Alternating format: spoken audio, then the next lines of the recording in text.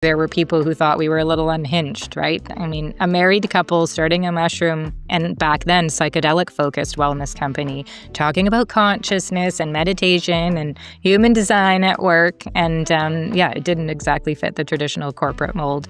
And we got a lot of side-eye. Hi, everyone. I'm Dr. Desiree Caruso, naturopathic doctor, and I am interviewing my friend and colleague, Brandi Garden, the co-founder of Eversio Wellness and author of Healing Your Body, Mind, and Soul. Today, we're diving into Chapter 8, Building Your Dream Team.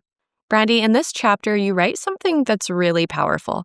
If you don't walk your true path, you don't find your true people. When did you first realize, I'm finally walking my true path and these are my people? I think that the first real moment it hit me, I remember this night very clearly. It was the night that we crossed $1 million in sales, which it sounds so fun to just say that. People measure success in different ways. And for me, when we hit that, it was like this, something changed, but it actually had nothing to do with the number in the bank that night.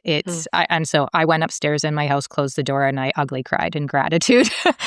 But I was crying because I was so proud of us as entrepreneurs. I was crying because in that moment, I could feel all of the people who had said yes to our wild idea of changing lives through fungi. And it was our early friends and family who were investors in us in the beginning when we just had to get started, our tiny but mighty team at that time, our first customers. I knew we were doing what we said we wanted to do. Like we were actually changing lives. And our people were part of that impact. So, and I think for so long, I'd been the Gen X stabilizer in the school system where I was this bridge between the boomers and the millennials, the one trying to keep things grounded and balanced. But when we created Eversio, it was really built around expanding consciousness and holistic wellness. And I realized, this is my true path. And then the people who showed up, those investors in the team and even our brand ambassadors, they didn't come to us for a job. They came because something in the vision resonated with their own soul. And that is the moment that I really understood that line. When you're brave enough to walk your true path, even if it looks weird or risky for other people, the right people can finally recognize you and can find you. That's beautiful. When you and Craig first started building Eversio, it was just the two of you, and you were following this inspired idea and following your gut, as you like to say. What did those early days look like, and when did you realize, we can't do this alone, and we need a dream team? Yeah, it didn't take long. In the beginning, it literally was just the two of us. We did have our friend Sue helping with some admin at the time, and we had lots of free advice from an accountant friend, Harry. And it was in that strange quiet of 2020. And we had a big whiteboard, and we had an even bigger dream. And we were those, again, classic Gen Xers, right? Independent and scrappy, very used to wearing all of the hats. So we packed orders. We answered all the customer emails. When I say we, it was me, because God forbid Craig answered customer emails. We worked on building the brand together. We studied mushroom research late at night together, and we were parenting 2 kids and a dog at the same time. So looking back, I think our genius was actually knowing we weren't geniuses. We knew what we were good at. We could do all of the things, but we were honest about the gaps, about the tech for me, about the operations, about the clinical expertise, about the digital marketing. So we knew we didn't just want to build a business. We really wanted to build a conscious workplace where people actually found purpose in their job.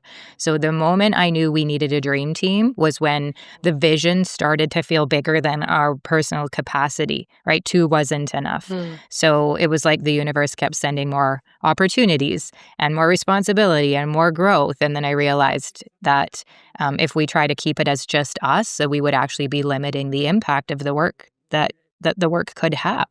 So that's when the conversation shifted from how do we do this to who do we need to invite in so that this can become what it is meant to be. Putting it out there so that people can be attracted to that. Yeah. You share this line that I really love because it shows this confidence, humility, as well as a growth mindset. And you just mentioned it, that you and Craig promised you'd never hire anyone who wasn't smarter than you in some way. Why was that so important, and how has it really shaped the culture at Eversio? I think we learned that from a book written by David Branson. And I just think that commitment came from a place of humility and honesty. We knew if we were serious about building something that could outgrow us, then it couldn't be an ego project. So we did. We made that promise. We will never hire anyone who isn't smarter than us in at least one clear way. So for us, smarter means that they have a zone of genius that we don't. So for us, Lori in customer care is a perfect example. She delivers a level of care to our community that I have never seen from another brand before. And then Veronica, our cousin turned digital wizard, she showed up because she saw our clunky Instagram posts and she knew she could do it better, and she could. And then Shannon, a naturopathic doctor that came to us with the brain of a data architect, she has saved us from collapse more times than I can count with her systems and her spreadsheets. And then I will cry if I talk about you coming to us. But clearly, everyone listening to the podcast knows you are in your zone of genius, sharing education about the kingdom fungi you do. So that promise, it just shaped our culture in such a beautiful way. People are hired for who they are, right? Their gifts and their values and their energy, not just for a job title. And there's this underlying respect that you are here because you see something that we can't. You can do something that we can't. And it naturally creates collaboration instead of competition when we do that. When we if you surround yourself with people whose genius you genuinely admire, then it keeps you humble, right? It keeps you curious, and it turns the company into a living, breathing organism that's always growing beyond what any one person could do alone. And I wish more companies would do it this way. I really think so too, and it's why our team is so close. And then adding in others like our new design wizard Paige, who just really felt our energy and brought her genius to us because we recognized, oh, we can design things, we can do this, but we don't have the capability that she has, right? So to have everybody in there. Something that is really cool in this chapter is that, and you kind of touched on already, is that people didn't join Eversio because they wanted a job. They wanted to be part of something bigger. And as a millennial, I can speak to that. That's definitely the thing. And this type of a business really goes against the grain from regular corporate, regular businesses. And I'm sure you probably received some resistance from others who thought that you and Craig were just dreamers and maybe even a little delusional. What really helped you execute and continue to establish that type of a culture? Yeah, absolutely. There were people who thought we were a little unhinged, right? I mean, a married couple starting a mushroom and back then psychedelic-focused wellness company, talking about consciousness and meditation and human design at work. And it didn't exactly fit the traditional corporate mold, and we got a lot of side-eye. But I think what helped us to stay the course was just being crystal clear on our why. And it sounds so cliche, but from day one, we really believed that work shouldn't just be a paycheck. We both had that.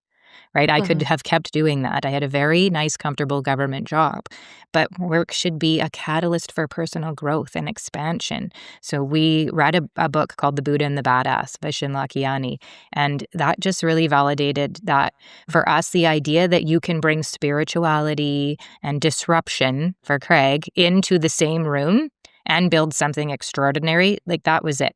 So we just kept returning to our mission and our values, and especially when people didn't understand. And we hired people who generally wanted to change lives through fungi. Like, that's a small crowd, and I'm so grateful we found them. But we created experiences to attract that. We have retreats. We do meditations together. We do workshops. And I think that just embodied the culture instead of just writing it on a poster. We actually do these things and we share them with the community so people can see it. So when resistance came, instead of shrinking in, we just treated it like a filter. So if someone thought we were delusional for prioritizing mental health and play and presence at work, then they simply weren't our people. And then that clarity helped us to keep executing on the kind of culture that we knew we wanted to build and want to keep building. Yeah, being the fun and being that to attract it. You also talk in this chapter about the people who believed in you before there was anything to show. So the early shareholders who said yes to your vision when it was still just a dream. For anyone who is building something and maybe feels unseen or unsupported, what did it mean to have people finally believe in you for this? And how did that shift your belief in yourself? Oh, I feel it. When you ask, like, being back to those moments, being believed in at the beginning, like, it's honestly sacred. So our early investors were family and our friends and community members who said yes when all we really had was a deck and a dream and lots of mushroom talk. But I really think they weren't investing in a company. They were investing in us, in Craig and I as humans at the time. We were so passionate. And I think when someone looks you in the eye and says, I see what you're trying to do and I'm willing to stand beside you, it does something to your nervous system, right? It softens the self-doubt and it doesn't erase the fear, but it just gives you this deep internal sense of maybe I'm not crazy. Maybe this really can work if someone else sees it too. So that night I talked about where I cried after that first million, it was because I knew we were finally delivering on the promise we made to those people, right? We were making them proud of themselves for trusting their intuition and betting on our vision. So for anyone who feels unseen or unsupported right now, I would say this: keep walking your path with integrity, even when no one is clapping for you. The right people, they often show up later than we'd like, but when they do, their belief becomes a mirror that reflects back a stronger, braver version of you. I couldn't see it until others saw it for me. Sometimes those people are quiet, right? They're those shareholders, they're the mentors, they're that one loyal friend. But that one yes can completely shift the way you see your own potential, and it was everything for me. I just got goosebumps. Wow, what a beautiful answer and piece of advice for people to live their path. We talk about our workplace culture a lot, and it is so unique. We're playing ping pong, we're doing breath work, neurographic art, group meditations. Lately, before our big team meetings, we're doing qigong. Yeah. Like, we have so much fun. Work is fun. I can't believe that it's actually work. Why do you think play, presence, and nervous system regulation is such an important part of how you build your dream team? Yeah, and I think because our workplace in this day and age is not separate from our healing. Right? You can't just shut off the healing to go to work. Most people spend more waking hours with their team than with their family. Yeah. And if that environment is stressful and misaligned and disconnected from the body, it's going to show up in their health sooner or later. I can say this because it was my life. So I think we've intentionally built practices into our culture that support the nervous system. And it's something that I hope that we do it at a meeting or at lunchtime, but it's a skill, a tool that as we build it, it's something we can all use at other times in our life. And not everything's for everyone, right? Sometimes someone doesn't want to participate in those things, and that's allowed, because they will find a tool that is the one for them. So lunchtime meditations, guided heart-opening breath work, or that qigong before meetings, neurographic art, we all loved. That was a connection that was a surprise for all of us, suggested by someone in our Eversio community. And that's something where we just sit and draw and let the unconscious speak through the pen. Those things are not extras. They're part of how we actually do business, right? Then the play, like we love a potluck, we love karaoke, we've gone for mushroom walks, we've gone bowling, we've done wake surfing together, and the retreats. And yes, the ping pong table needs to get fixed because it's not there right now and I'm missing it. That, I think, play builds trust. It helps people co-regulate and laugh and remember their humanity. So it makes it safer to have hard conversations later because you've already built a baseline for connection and joy. So for us, culture is a healing modality. When people feel safe and seen and regulated at work, then they're more creative, they're more compassionate, they're more effective, and that energy flows straight out to the customers we serve, to you in the Eversio community out there. Definitely. We all also went through human design as a team, and something really shifted. It was like everybody suddenly had permission to be more authentically themselves. How did understanding each other's designs help the team step into their strengths and create more success, not only for the company, but for themselves? But how did it help you specifically? I mean, human design was one of the most validating experiences of my life, hands down. And I both personally and professionally. So we brought in our now friend, Mindy Crawford. Go find her, go look her up. And she walked us through our charts. And it was like someone turned on the lights in a room that we'd been fumbling around in. Like we were there, but just so much landed. And for me, learning I was a generator was huge. I know you too. Just confirmed that my gut responses, that yes or no feeling in my body, they're not only valid, they're actually my strategy for success. And I knew they were there, but I was not using them to their full potential. So it just gave me permission to stop forcing things and instead respond to what truly lights me up. So that one insight changed the way I make decisions in the business and in my personal life. And I think as a team, human design gave us a language for what we were already feeling, but we didn't have like this common vocabulary. So our generators, you, me, Paige, Lori, we're amazing at executing and building. And our projectors, Craig and Shannon, they're our natural guides and strategists. And our manifester, Veronica, is brilliant at initiating and creating change. And once we saw that on paper, we could intentionally leverage those strengths instead of just accidentally working against them, which I think had happened unintentionally. And I think it also created compassion. Right? Instead of thinking, why doesn't this person work like I do? We started asking, how is their energy designed to work and how can we support that? And that shift has led to better communication and less burnout and more flow for the team and for the company. Just alone knowing that Craig might need a nap in the day as a projector, I was so judgy of that because I'm like, going for 10 hours. Why can't he? And the aha and the judgment that was removed, it brought a compassion that hadn't been there before, and we're all better for it. So thank you, Mindy Crawford. Thank you, Mindy. We love it. Yeah. So we also use the EOS framework, which, says the right people in the right seats. That's the approach. And Craig will always say that. Where is everybody? Are they sitting in the right seats and driving the bus? And you talk about how important it is to lovingly shift someone's seat or even help them off the bus when the alignment isn't there anymore. And I know you've shifted seats slightly in terms of the roles you're doing. And I think all of us really at Eversio, we've kind of shifted things. Maybe it's just slightly to make things move more seamlessly. Yeah. How did you learn to make those tough decisions with compassion instead of fear? Yeah, at first I didn't. EOS stands for Entrepreneurial Operating System, in case someone's unfamiliar. And it was a hard thing for me to step outside the box. The way I had worked before, like this was your role, this was what you got hired for, and that's what you'll do till you retire. And this system really asks you not to think that way. It asks you to always be evolving, expanding, growing, changing, transforming. And yeah, that is how I want to live my personal life. It makes sense that we behave that way. So those decisions, they used to keep me up at night. I care deeply about people. So the idea of moving someone off the bus, it felt like I was failing them.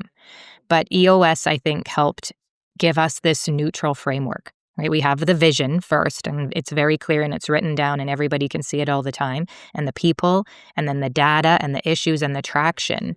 I mean, we talk about having the right people in the right seats, meaning that they align with our core values first, and their role really fits their gifts. So when something feels off, we now have tools, right? We have a scorecard. We look at it once every 2 weeks together at a meeting. We have level 10 meetings. We have clear rocks and measurables. So it's less personal now. And it's just more about alignment. Like if it's not working, it's clear to see. So I think what really shifted things for me was understanding that keeping someone in the wrong seat or on the wrong bus is actually unloving to them. So if someone is miserable or underexpressed or constantly struggling, and we are too afraid to have an honest conversation, we are holding them back from the place where they could truly thrive. So compassion-led leadership for me means telling the truth kindly.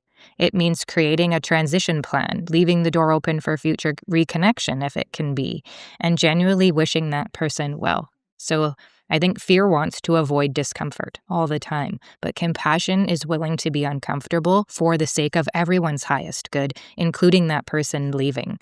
And that has been our reality. Very nicely said. You say that when you operate from abundance, you attract the people who are meant for your path.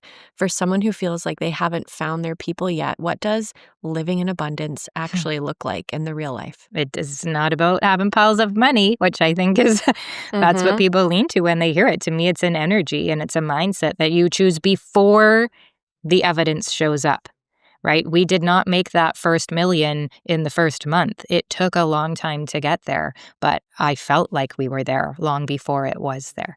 And I think in real life, it looks like making decisions from trust instead of from scarcity. So it's sharing your vision openly, and when it's still just a sketch in your notebook, right? It has to be this dream, but you're already excited because you've already achieved it in your dream. You know, you just are moving toward it. So I think it's investing in your own growth. It's going to the retreat. Even when you think, how can we take time off? How can we afford to do it? You go. It's hiring the mentor. It's taking the class because you believe you're worthy of your dream. So it's also like being very clear about your values and your non-negotiables. So abundance doesn't cling to misaligned relationships just in case. Mm-hmm. Which was a hard thing, right? Like, well, maybe we should because we might. You have to let go. It says, if this isn't right, there is something better that is right. And then that's how we attracted our team, through clear intention and consistent action and a refusal to compromise on the kind of culture that we wanted to build.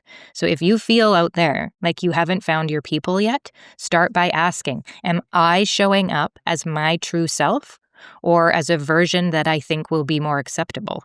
Because abundance flows where authenticity lives, right? We hear that all the time. The more you live in alignment with who you really are, the easier it is for your people to recognize you, to find you. I love that. At the end of the chapter, there's this really resonant prompt for reflection. It goes, reflect on what it means to align your work with your values and passions. It seems like something that is so obvious, but there is an overwhelming majority of people who are just simply not living in alignment with their own values in all of their lives, right? Yeah. Like things in their life and the things that they're doing just aren't representative of that. And why do you think that is? I think a lot of it comes down to conditioning and survival, right? Most of us were raised to prioritize stability. I have so many friends going through this right now. We're learned to prioritize external success and other people's expectations over inner alignment. We're taught to choose the safe path, even if it costs us our health or our joy or our sense of purpose. I think there's also a nervous system piece. When your body has been living in stress or fight or flight for years, the idea of changing careers, of starting a business, or reshaping your life to match your values can feel truly terrifying. So I think it's just easier for some people to stay in the familiar discomfort than it is to step into the unknown, even if the unknown holds possibility. So my hope for all of you friends who are listening, and really the heart of this whole chapter, is to remind people that alignment isn't a luxury. It is a form of healing. When your work reflects your values and your passions, it doesn't mean that life becomes perfect or easy, but it does become more meaningful. So if you are listening and you are feeling out of alignment, this is not a criticism, it is an invitation. You don't have to blow up your life overnight. You can start with a small, brave choice, like one honest conversation, one boundary that you're going to set, one step toward more authentic expression of who you are. And then over time, those steps add up.